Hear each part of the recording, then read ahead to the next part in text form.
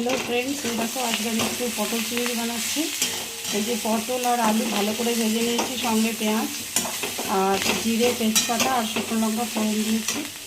আর এই দেখো আগে থেকে চিংড়িটাকে আমি ভেজে রেখে দিয়েছি। তো এইটা আমি করছি।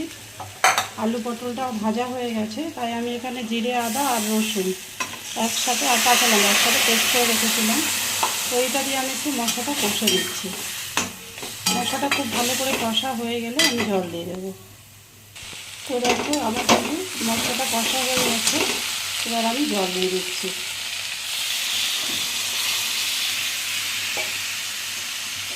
আর আমি চিনিটাও দিয়ে দিচ্ছি। খুব ভালো করে ফুটে উঠলে আমি নামিয়ে নেব।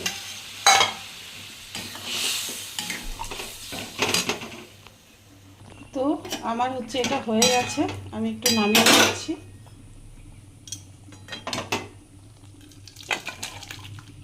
ব্যাস, কেমন লাগছে?